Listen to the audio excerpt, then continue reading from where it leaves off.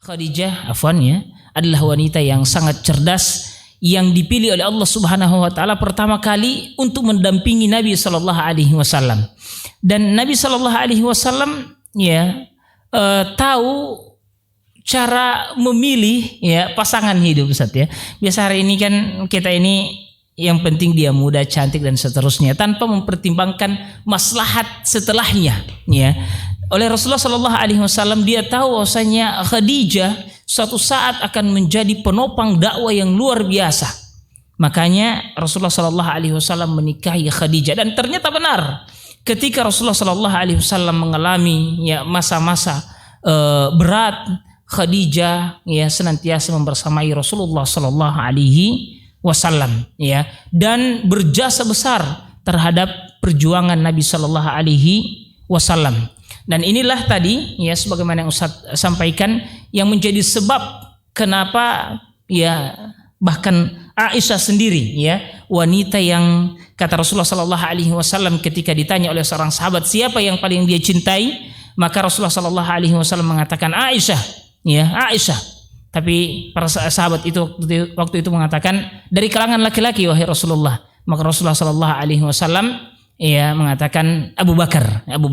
Nah, sekelas Aisyah, wanita yang dicintai oleh Rasulullah Sallallahu Alaihi Wasallam, ternyata masih menaruh cemburu yang sangat besar, sampai-sampai dia mengatakan tidak ada yang paling aku cemburui kecuali Khadijah, kecuali Khadijah.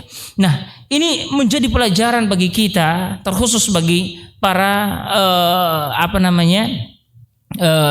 para istri-istri ini, bahwa bagaimana kita berupaya untuk menjadi wanita terbaik di mata suami kita, untuk terus membantu kegiatan mereka, untuk terus menyemangati hidup mereka dan menjadi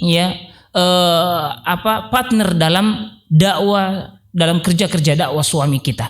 Jangan malah menjadi orang-orang yang kemudian menyusahkan hidup suami, kemudian malah menjadi orang yang bisa penghalang dakwah para suami. Lihat bagaimana Khadijah.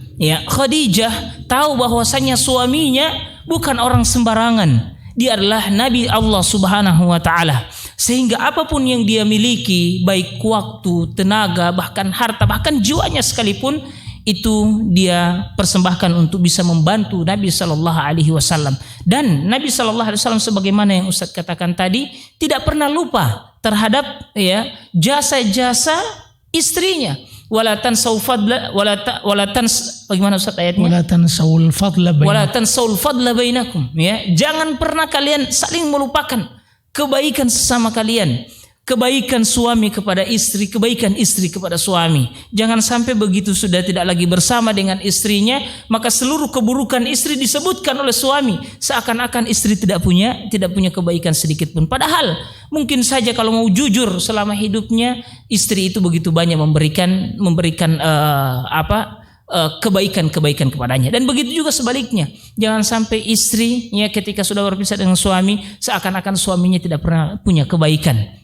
Hendaklah kita ini selalu mengingat kebaikan sebagaimana yang dicontohkan Rasulullah Sallallahu Alaihi Wasallam. Bahkan ketika bersama dengan istri yang lain pun Rasulullah Sallallahu Alaihi Wasallam tidak pernah melupakan jasa-jasa yang begitu besar yang telah diberikan oleh Khadijah kepada Rasulullah Sallallahu Alaihi Wasallam, dan khusus kepada perjuangan agama ini.